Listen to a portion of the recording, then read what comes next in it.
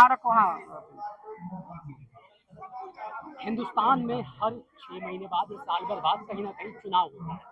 अब चुनाव जो होता है तो चुनाव के बाद वोट चोरी और ईवीएम जैसे जो मुद्दे हैं विपक्ष की तरफ से उठाए जाते हैं और कहा जाता है कि वोट चोरी हो रही है। हाल ही में बंगाल का चुनाव हुआ, दिल्ली का चुनाव हुआ और यहाँ पर विपक्षी पार्टी की हार हुई, तो ये मुद्दा आपने सुना होगा। पिछले कई सालों से आप ये मुद्दा सुनते आ रहे होंगे।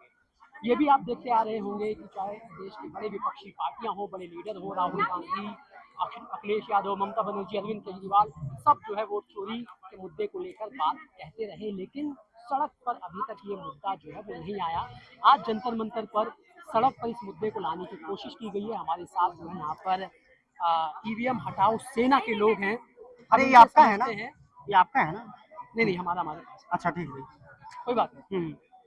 अब इनसे समझते हैं कि आखिर ईवीएम हटाओ सेना का ये जो प्रोटेस्ट हो रहा है, इस प्रोटेस्ट के पीछे का उद्देश्य क्या है और मांग क्या है। मेरा नाम राहुल तिवारी है। मैं दिल्ली के चांदनी चौक से चुनाव लड़ चुका हूँ इन्हीं मुद्दों पे। हमारा 2025 में विधानसभा का, ठीक है, मैं 2 बार चुनाव लड़ चुका हूँ। तो हमारा मांग क्या है कि देखो, देश में 96 करोड़ मतदाता हैं जो अपना वोट देना चाहते हैं, ठीक है ना, लेकिन उनको शक रहता है कि हमारा मत ईमानदारी से प्रत्याशी तक पहुंच रहा है या नहीं पहुंच रहा है, ठीक है ना। उस शक को कुछ लोगों को वो शक बढ़ गया, तो उन्होंने, उसमें से एक राहुल मेहता थे, ठीक है, इंजीनियर राहुल मेहता। तो इंजीनियर राहुल मेहता ने ये मशीन बनाया, ये ऐसा ईवीएम का एक डेमो मशीन बनाया, ईवीएम का ये डेमो मशीन अपना खुद से एक बॉक्स बनाया, डेमो बॉक्स के जैसा, और उन्होंने उससे प्रूफ कर दिया कि ईवीएम में डाले जाने वाला सॉफ्टवेयर प्रोग्राम, जिसको सिंबल लोडिंग फाइल कहा जाता है, जो 14 दिन, हर चुनाव से 14 दिन पहले डाला जाता है, और ईवीएम के वीवीपैट में लगा हुआ काला कांच और लाइट सेंसर, जो कि पारदर्शी था पहले कांच, उसको बदलकर इलेक्शन कमीशन ने काला कर दिया है और लाइट सेंसर लगाया है। ये 3 चीजों की वजह से, जैसे कि ईवीएम में डाले जाने वाला प्रोग्राम, ईवीएम का काला कांच और ईवीएम का लाइट सेंसर, ये तीनों की मदद से 30% से अधिक वोटों की चोरी हो सकती है। 100 लोग वोट देंगे तो 30 लोगों की वोट चोरी हो सकती है, मॉक पोल को बाईपास भी करते हुए, और जो मतदाता जिसको वोट देगा उसकी पर्ची भी देखते हुए। थोड़ा समझाइए कि कैसे प्रूफ किया, क्या इस मशीन में कौन सा सेटिंग कॉन्फ़िगर किया, कैसे, थोड़ा समझाइए। अधिक जानकारी के लिए आपको evmhataओ.com वेबसाइट पे आप जाएंगे तो वहाँ पे डेमो की वीडियो मिल जाएगी। हम लोग पिछले 1.5 वर्षों से जंतर मंतर पे हम डेमो से, अपनी मशीन से डेमो दे रहे थे। अब हमारा मांग बहुत ज्यादा आगे बढ़ गया, बहुत सारे लोगों ने वीडियो देख लिया, तो चुनाव आयोग ने पुलिस, जंतर मंतर थाने के पुलिस वालों के ऊपर अधिक दबाव बनाकर उन्होंने मशीन को अंदर लाने से मना कर दिया। इससे पहले मशीन हाँ, हम 1.5 वर्षों से हर दूसरे सप्ताह यहाँ पे डेमोन्स्ट्रेशन करते थे जंतर मंतर पे। आप उस क्यूआर कोड पे, जो क्यूआर कोड देख रहे हैं, उस बैनर पे जो क्यूआर कोड है, उसको स्कैन करके भी आप डेमो देख सकते हैं। हमारे वीडियो को लाखों करोड़ों लोगों ने देखा है। हम चाहते हैं कि 96 करोड़ मतदाता अपने सामने से देखे और फिर उनको लगेगा कि हमारी मांग जायज है तो पोस्ट कार्ड और ट्वीट भेजे पीएम को, अपने सीएम को। तो कोई भी राज्य का मुख्यमंत्री, चाहे वो किसी भी पार्टी का हो, अपने मतदाताओं को बैलेट पेपर से वोट देने का विकल्प दे सकता है, पर वो दे नहीं रहे। क्यों? क्योंकि जनता मांग नहीं कर रही। जब जनता मांगेगी तो उनके ऊपर दबाव होगा और वो अधिकार देंगे। मान लो केंद्र की पार्टी ईवीएम से प्यार करती है, तो जो विपक्ष की पार्टी, वो तो हल्ला करते हैं ना, वो तो अपने राज्यों में अधिकार दें, पर वो लोग भी अपने राज्यों में मतदाताओं को अधिकार नहीं दे रहे। सवाल यही है कि आप कह रहे हैं कि पिछले कई सालों से आपकी लड़ाई चल रही है। हाँ, विपक्ष भी पिछले कई सालों से लड़ाई लड़ रहा है। हालांकि वो बात अलग है, उसके बाद वो चुनाव लड़ते हैं, हार जाते हैं, तो फिर उसी ईवीएम वोट चोरी का ठिकाना फोड़ते हैं। चुनाव हारते हैं तो ज्यादा हल्ला करते हैं, फिर लड़ते हैं, है ना। तो सवाल यही खड़े होते हैं। लेकिन क्या आपने उन विपक्ष के बड़े नेताओं से मिलने की कोशिश की, अपनी इस मुहिम के बारे में बताने की कोशिश की, इस मशीन के इन्वेंशन के बारे में बताने की कोशिश की कि भाई आप जो लड़ाई लड़ रहे हैं वोट चोरी की, ये देखिए हमारे पास ये मशीन है, ये इसने साबित कर दिया है, आप इसमें हमारा साथ दीजिए? क्या ऐसी कोई कोशिश आपकी तरफ से राहुल गांधी, अखिलेश यादव, ममता बनर्जी, अरविंद केजरीवाल, इन किसी नेता से हुई? हाँ, हमने जनवरी 2020 में राहुल गांधी, जो हमारे मशीन के, जो हमारे फाउंडर है ईवीएम हटाओ सेना के, और जो हमारा जो ईवीएम ब्लैक ग्लास मशीन है, उसके जो इन्वेंटर हैं राहुल मेहता ने जनवरी 2020 में ही राहुल गांधी और अरविंद केजरीवाल को डेमो दे दिया है, डेमो से दिखा दिया है। हाँ, और वो आज तक भी देखो हमारे साथ नहीं है, और वो हमारा साथ नहीं दे रहे हैं, चुनाव आयोग से मशीन नहीं मांग रहे। अरे कम से कम आप विधायक हो, सांसद हो, आप मशीन की तो मांग करो ना। हमें मशीन दिला दो, हम दिखा देंगे भारत के नागरिकों को, लेकिन वो मांग ही नहीं करते। और दूसरी बात देखो, राहुल गांधी, अरविंद केजरीवाल, ये लोग तो फ्रॉड लोग हैं। ये लोग अपने जिन राज्यों में इनकी सरकार है वहां पे तो बैलेट पेपर का अधिकार दे ही नहीं रहे हैं।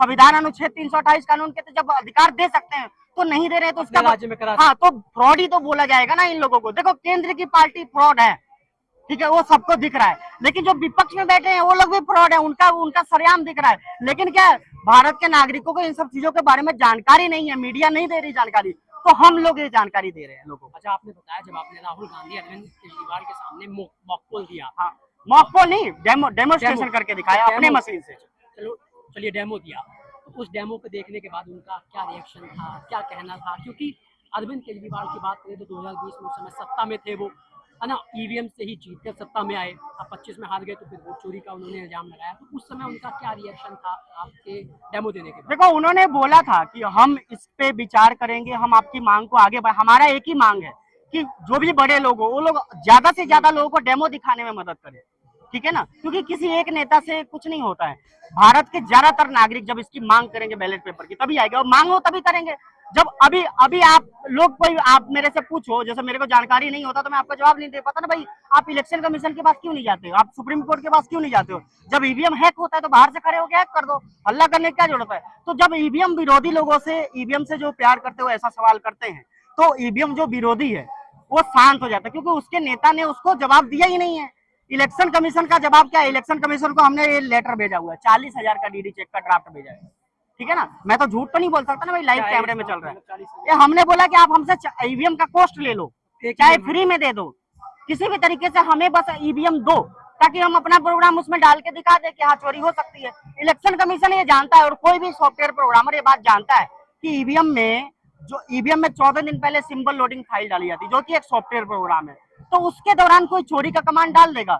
जैसे मान लो सेब है, केला है, तरबूज है, ठीक है ना, मैंने चोरी का कमांड डाला है कि सेब को जिताना है, सेब को हमेशा ऊपर रखना है, तो केले का हर दूसरा वोट चोरी हो सकता है, तरबूज का हर दूसरा वोट चोरी हो सकता है। और चोरी कैसे होगा? मान लीजिए कि हम 3 लोग हैं, हमको केले पे वोट देना है, मशीन में सेटिंग है एप्पल को जिताने को, तो मैंने बटन दबाया, मेरे को केले की पर्ची दिखी और लाइट बंद हुई, मैं चला गया, फिर ये आए, इनको भी केले की पर्ची, वही पर्ची लाइट जला के दिखा देगा, काला कांच है, आपको क्या पता पर्ची लटकी है कि बाहर आ गई, लेकिन कांच पारदर्शी होता, जो कि जून 2017 के बाद से इलेक्शन कमीशन ने पारदर्शी कांच को बदलकर काला कांच कर दिया। ये तो दिख रहा है ना, ये भ्रष्टाचार उनका, ये चोरी दिख रही है भाई। ये पारदर्शी कांच को काला कांच क्यों किया हो आप? लाइट सेंसर क्यों लगाए हो? लाइट सेंसर सेंस भी तो कर सकता है ना, मतदाता सामने खड़ा है कि नहीं खड़ा है सेंस कर सकता है ना वो, ठीक है ना, वो चाहे जिस मर्जी मकसद से हो बदलाव किए हो, पर इससे नुकसान हो सकता है। तो हमने ये जो लूप होल है, इसके द्वारा हमने एक मशीन तैयार करके बनाया है और उसमें हमने दिखाया, क्योंकि इलेक्शन कमीशन अपना ओरिजिनल मशीन देगा तो हम उसमें दिखा देंगे।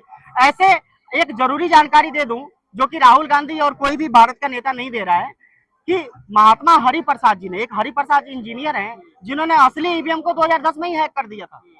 2010 में रिमोट कंट्रोल के द्वारा सहारा समय न्यूज चैनल पे उन्होंने लाइव डेमो दिखा दिया था असली ईवीएम का। तो सवाल तो है ही नहीं ईवीएम से वोट की चोरी हो सकती है कि नहीं हो सकती, वो तो 2010 में ही साबित हो गई थी। लेकिन कांग्रेस की सरकार थी वहां पे साउथ में, वो किसी राज्य के थे वो, तो कांग्रेस ने उनको जेल में डाल दिया था, समझ गए?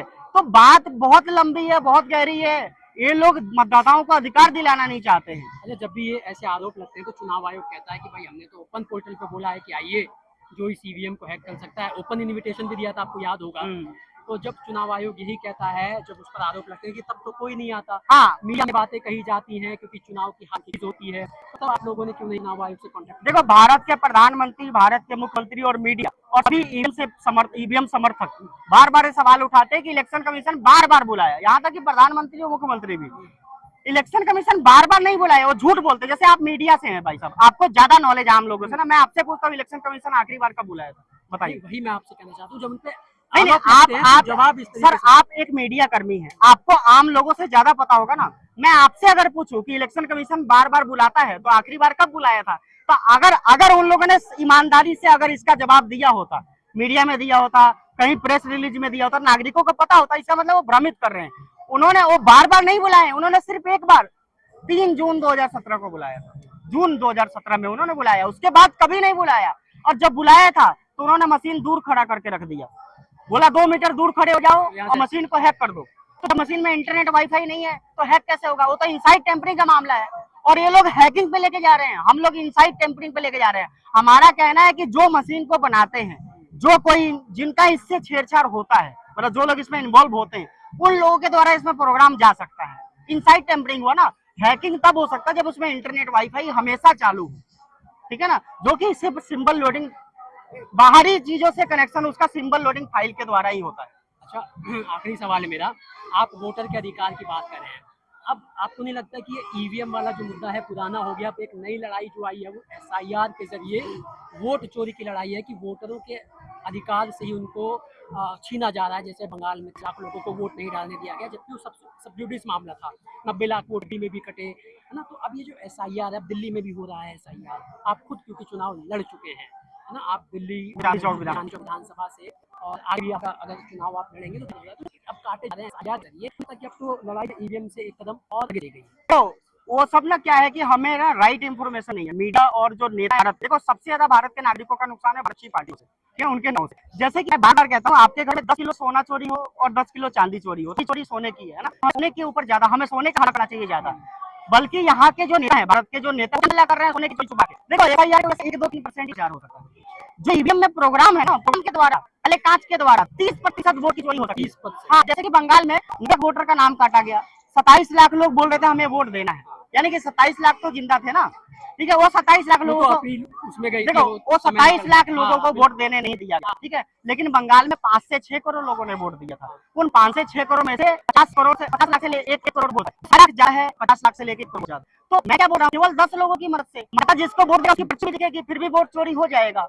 तो ये मामला बड़ा है ना, ईवीएम का, ईवीएम के द्वारा जो वोट चोरी है, ये मामला बड़ा है या एसआईआर मामला बड़ा है? आप तथ्यात्मक बात कर रहे हो, सारी बातें साथ रहे हो, तो फिर क्यों आपको इवेंट बड़ा नहीं आ रहा, क्यों विपक्षी पार्टियां जो बड़े बड़े लीडर हैं आपकी इस मुहिम के साथ क्यों नहीं, क्या आप क्यों देखो आपका विपक्ष पार्टियां, जैसे एटी की सरकार है बोल रही है, अब बी पार्टी मेरी सरकार आ जाए मैं लूटूं, सी पार्टी चाह रही है मेरी सरकार आ जाए मैं लूटूं, डी पार्टी चाह रही है मेरी सरकार आ जाए मैं लूटूं। मेरा काम क्या है, मेरे मतदाताओं का हक दिलाना है, ईवीएम और सेना को मतदाताओं का, ठीक है, तो कभी पार्टी से ज्यादा नागरिक वीडियो देखेंगे, हमारा डेमो देखेंगे, तो वो कब देखेंगे जब उन तक पहुंचेगा। हम लोग जब फिर से सोशल मीडिया पे डालते हैं तो सोशल मीडिया हमारी आईडी को शैडो बैन कर दिया है, हमारी वीडियो बूस्ट नहीं हो पाती, ज्यादा लोगों तक जा नहीं पाती है, ठीक है ना। तो और जो बाकी कोई लोग डालते हैं, जैसे कोई मीडिया वाले डाल देते हैं, कोई ऐसे कोई इन्फ्लुएंसर डाल देता है, तो उनके प्रोफाइल पे बूस्ट हो जाती है, क्योंकि हम लोग पूरा 24 घंटे वही पोस्ट करते रहते हैं, इसलिए उन लोगों ने डाउन कर दिया हमारी आईडी को। तो हम लोग करें तो क्या करें, और हमारे पास कोई अरबों खरबों रुपए तो है नहीं, हम लोग ऐसे जंतर मंतर में प्रोटेस्ट कर लेते हैं, लोगों से मिलते हैं, समझाते हैं, फोन नंबर ले लेते हैं, तो हमारा आंदोलन बढ़ रहा है धीरे धीरे। हमने 2024 के लोकसभा से पहले इतना डेमो दिया था कि लगभग 10 करोड़ लोगों तक वो वीडियो फैल गई थी। तो चुनाव आयोग और जो केंद्र की सरकार है और जो भी लोग शासक वर्ग हैं, जो कंट्रोल करते हैं भारत की मीडिया, भारत के ईवीएम को, उन लोगों ने देखा भाई ईवीएम को जिंदा रखना है तो 400 पार करने से रोकना पड़ेगा, तो हमारे वजह से ही 400 पार रुकी थी, आपकी वजह से, लेकिन कोई उसके बारे में बताया नहीं। तो साफ तौर पर ईवीएम हटाओ से ना लड़ाई ये है कि वोटरों को उनके अधिकार के बारे में पता होना चाहिए। इनका दावा है कि कैसे ईवीएम से जो चोरी हो रही है, इनके फाउंडर हैं राहुल मेहता, सही नाम ले रहा हूँ, राहुल मेहता इन्वेंटर मशीन बनाई है, ये मशीन तो इलेक्शन कमीशन का है, उन्होंने डेमो मशीन बनाई है, डेमो मशीन बनाई है, और उससे साबित किया है कि कैसे टोटल पोलिंग का, जैसे एक विधानसभा में मान लीजिए 1 लाख वोट है,